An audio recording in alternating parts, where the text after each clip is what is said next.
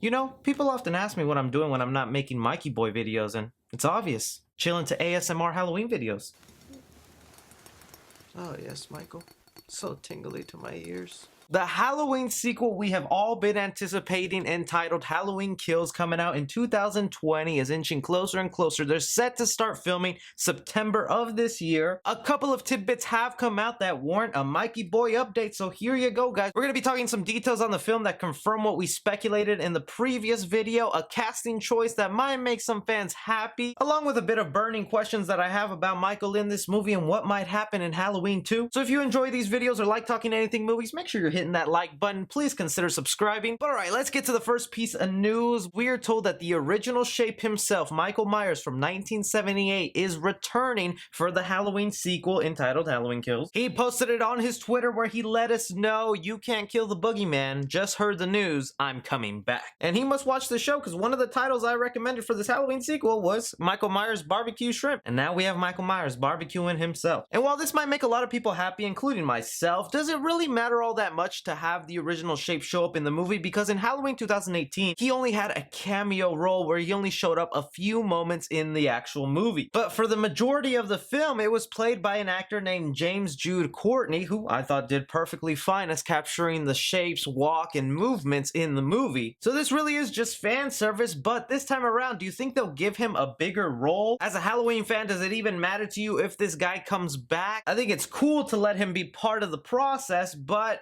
it doesn't really add anything new to the movie to me. So it's kind of cool that he's coming back, but even with him coming back, I don't think it's going to affect the quality of the film all that much, unless you decide to take off his mask and show his face.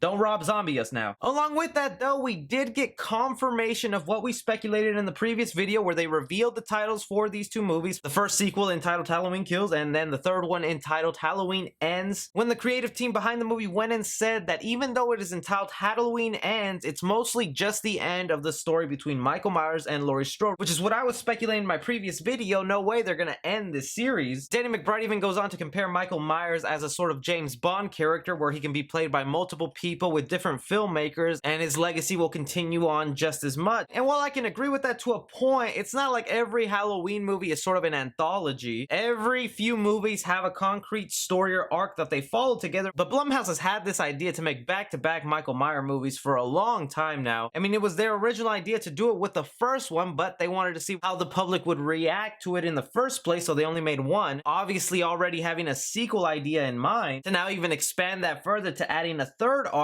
where Entertainment Weekly came out just moments ago today saying that the final two movies have a wild arc. And my mind just races of what could be going down and how much more can you push this, because even if this is the end, how much more creative can you get with a slasher walking around with a knife going after people? My big thinking here is that Halloween Kills and Halloween Ends takes place on the same night, much like they did with the original Halloween sequel that is now no longer canon, where that takes place the same night of the original 1978 movie. I have a feeling they're gonna do that for this film as well. Heck, honestly, it could still be taking place the same night from Halloween 2018. I just can't imagine that if Michael Myers is still out there walking around all burnt up, he's gonna wait a full year for Halloween to come around again and then start popping up going after people. That's why I always speculate that I wouldn't mind seeing a Halloween movie take place in a different holiday. I know that sounds like blasphemy, like no, Halloween is about appearing on Halloween. You can't have a Friday the 13th movie on not Friday the 13th, but a Halloween movie taking place on Christmas to me sounds like a lot of fun. Seeing Michael Myers walk around in the snow going after people, I don't know, that sounds like an interesting time to me, because they can't do what they did in a previous Halloween movie where Michael Myers was just found by a drifter and fell asleep for a full year till it was Halloween again to wake back up. Also on the costume, he obviously got out of that burnt house some sort of way, so are they gonna give him a burnt mask in this movie? I absolutely love the mask they gave him in Halloween 2018, and I would kind of hate for them to ruin it with burn marks on, but no way he escaped from that house scotch-free. His costume, some of his body parts has to be burned on. A cool aesthetic would be if the mask was just melted onto his face now, that he can no longer even take it off just because the latex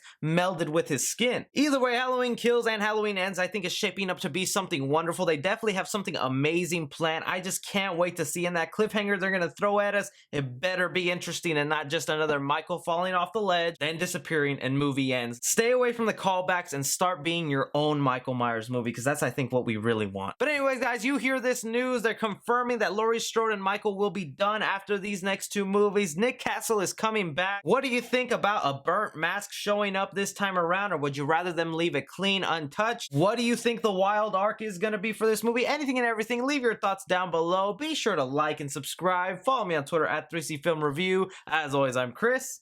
Take care.